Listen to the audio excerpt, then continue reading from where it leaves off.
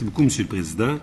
La politique jeunesse, parmi toutes ses orientations, propose de, j'ouvre les guillemets, favoriser les bonnes habitudes alimentaires chez les jeunes. Ma collègue en parlait déjà. Mais c'est une orientation. C'est mou un peu. Ça reste flou, une orientation. On a des orientations, on a des axes. Il n'y a pas d'action. Si on va voir un jeune de 16 ans, tu sais pas quoi, ils ont fait une consultation, ils ont parlé à 4000 personnes, après ça, ils ont décidé de faire un forum, après ça, ils ont fait un document. Là-dedans, il y a des axes. Il faut dire, ouais, qu'est-ce qui se passe maintenant? Il n'y a pas d'action. L'idée de favoriser les bonnes habitudes alimentaires, on appelle ça en politique, pour les initiés, la tarte aux pommes. Tout le monde aime la tarte aux pommes, surtout quand on parle des bonnes habitudes alimentaires, pas de problème avec ça. On peut questionner la recette un petit peu des fois si manque de contenu. Une mesure phare dans la matière, une mesure qui viendrait changer la donne, pourrait mettre de la chair autour de l'os pour rester dans l'image des bonnes habitudes de vie. On dit souvent que le parti ministériel vole les idées de ma formation politique. Malheureusement, c'est pas vrai. Ce serait tellement le fun si c'était vrai, parce que ça paraîtrait, il se passerait quelque chose, ça changerait. Mais non. Mais je me réessaye. Je vais proposer quelque chose. On l'a fait dans notre mémoire, puisqu'on a participé évidemment à cette consultation, à ce forum-là. C'était quand même un incontournable. Il fallait le faire. Notre mémoire s'appelait « Des idées d'avenir pour une jeunesse engagée ». Et on a une proposition concrète. Interdire la vente de boissons énergisantes aux jeunes de moins de 16 ans. Ça change la donne. Ça change les tablettes des dépanneurs. C'est concret. C'est pas un axe. Je vais vous lire un extrait d'une lettre ouverte qui a été publiée suite aux mémoires de la CAQ, suite à notre proposition d'interdire la vente de boissons énergisantes aux jeunes de moins de 16 ans.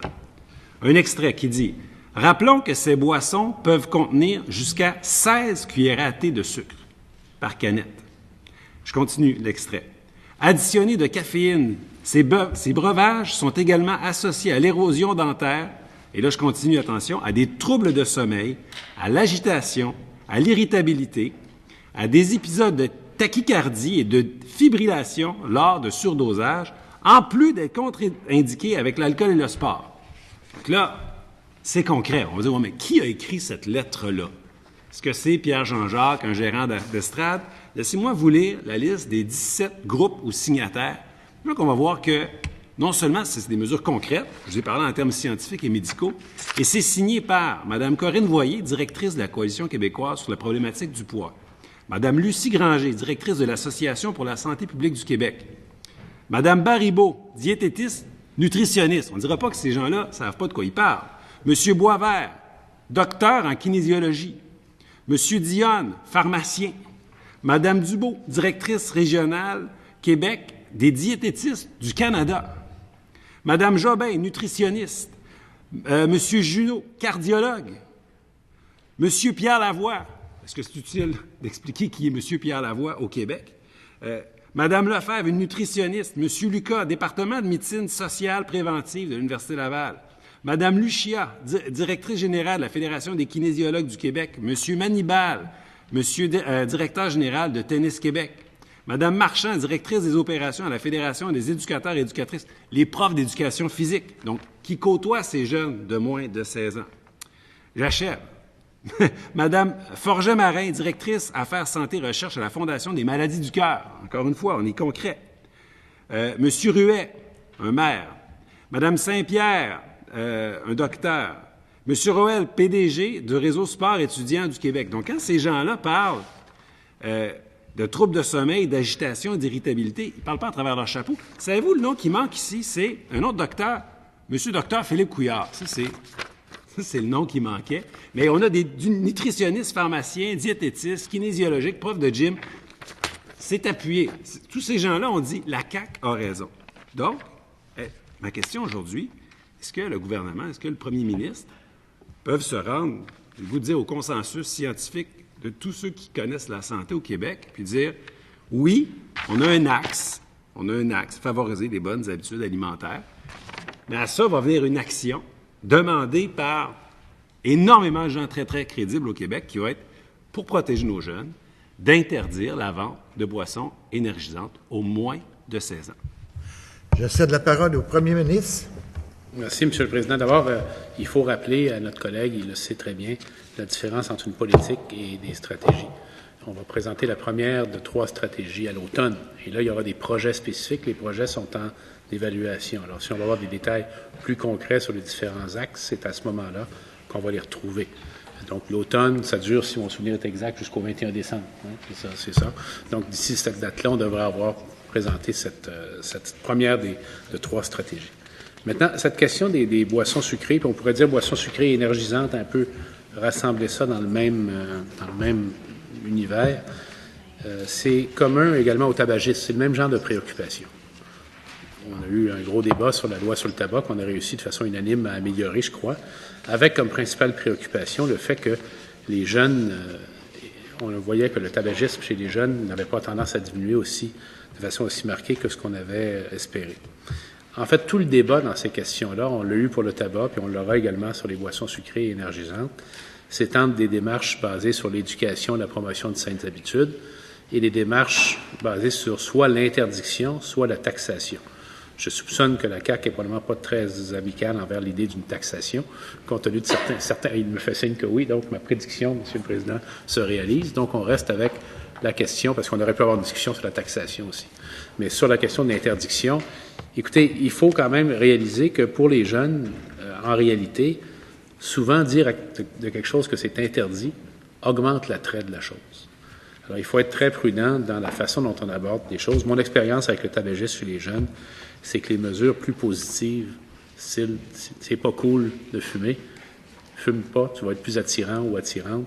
Ce genre de mesures-là, données par des jeunes à d'autres jeunes, est plus efficace que des adultes qui, du haut de leurs cheveux gris, leur disent « Fais pas ça, c'est pas bon pour toi ». Et on l'a vérifié dans plusieurs domaines. Il faudrait également voir s'il y a des expériences internationales similaires. Dans le cas de la taxation, on a des expériences internationales qui sont de niveau variable en ce qui a trait aux résultats. Dans le cas de l'interdiction pure et simple, il faudrait voir quels en sont les résultats et quelle en est la complexité d'application. Et il sait comme moi, notre collègue, que les endroits où on vend ça, ce sont des dépanneurs, souvent, des petits commerçants, auxquels déjà on impose une kyrielle de fardeaux réglementaires, notamment de vérifier l'âge pour l'alcool, pour le tabac, et on en ajoute régulièrement, et ça devient un peu difficile pour ces gens qui travaillent très dur de suivre le rythme. Alors moi, j'aurais tendance à dire, gardons cette idée en réserve, voyons les expériences internationales, mais misons d'abord, dans un premier temps, misons sur l'éducation, la promotion des bonnes habitudes, misons sur un message positif plutôt que sur un message d'interdiction. Il sera toujours temps de réévaluer la chose à la lumière de l'expérience des autres juridictions, mais j'aurais une certaine prudence avant d'aller directement dans la direction d'une interdiction. Merci, Monsieur le Premier ministre. Je reconnais le député de Chambly. Merci. Simplement informer le Premier ministre que en Norvège et en Suède, on a apporté une importante restriction sur les lieux de vente. Donc, c'est pas accessible à côté de l'école, dans les dépanneurs, tout ça. Il faut se rendre dans des endroits très, très spécifiques. En Suisse, c'est interdit au moins de 15 ans.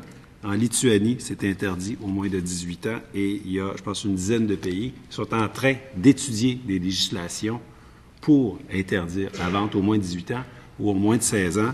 Donc, pourquoi être un suiveux quand on peut être un leader? Quand on dit qu'il y a un danger pour la santé, c'est sûr. Je suis tout à fait d'accord avec le premier ministre quand il dit une simple interdiction peut même augmenter l'attrait pour les jeunes. Mais pour la cigarette, on a fait les deux. Et d'ailleurs, c'est sous son gouvernement qu'il y a quelques mois à peine, on a voté, même unanimement, pour une plus grande interdiction, puis une plus grande restriction. Bien sûr qu'il va y avoir aussi de l'information et de la sensibilisation, mais la loi est allée vers une plus grande restriction, interdiction. On le sait, les jeunes sont portés aux excès, puis bon, des fois, ils peuvent le regretter par la suite. Puis, moi, je peux vous dire que comme enseignant, ces boissons énergisantes, dans le fond, ils ne donnent pas de l'énergie. Ce pas des boissons énergisantes, c'est des boissons énervantes. C'est ça la vérité. Ils devraient les appeler les boissons énervantes. C'est l'industrie qui est qualifiée de boissons énergisantes, comme si on qualifiait les cigarettes stimulantes. Alors, elles ne le sont pas.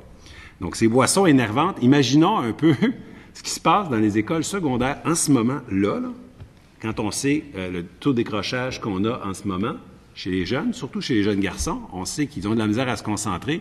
On sait qu'on en a énormément de jeunes qui ont le fameux TDAH, le trouble déficitaire de l'attention avec hyperactivité, et rajouter, dans une classe de 25, une dizaine de Red Bull ou d'autres boissons énervantes, et vous allez avoir, dans une école secondaire, l'après-midi, après un dîner à étaler au dépanneur, tout un cocktail pour nuire à l'apprentissage, aux professeurs, et je vous dirais même à la santé mentale des professeurs.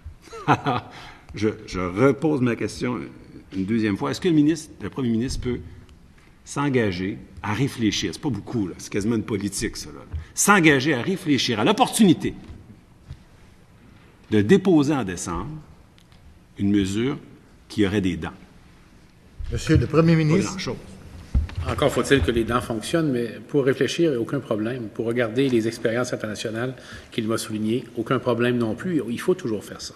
Il faut toujours voir ce qui se fait ailleurs et voir si on peut faire au moins aussi bien, sinon mieux. Je le remercie pour ça. Je lui ai accordé la paternité de la citation lorsque je la ferai. Les boissons énervantes plutôt qu'énergisantes, je trouve que c'est une bonne façon de le placer. Écoutez, on va regarder les expériences d'ailleurs pour voir si c'est praticable. Il faut quand même réaliser que ça nécessite le déploiement de mesures bureaucratiques de surveillance assez volumineuses. Hein. Les inspecteurs, toutes sortes de façons de mettre en place ces règlements-là. Encore une fois, le fardeau sur les petits commerçants, moi, quand même, me préoccupe. Mais ce que je voudrais lui dire, c'est que suite à son offre de réfléchir, naturellement, j'accepte son offre de réfléchir. Et s'il a d'autres informations à nous communiquer, qu'il le fasse. Moi, je vais suggérer à mes collègues de la santé, parce qu'il y a une politique de prévention qui va bientôt être annoncée, de regarder cette question-là plus spécifiquement. Merci, Monsieur le Premier ministre. Je reconnais le député de Chambly. Merci, le Premier ministre, pour cette ouverture. Concernant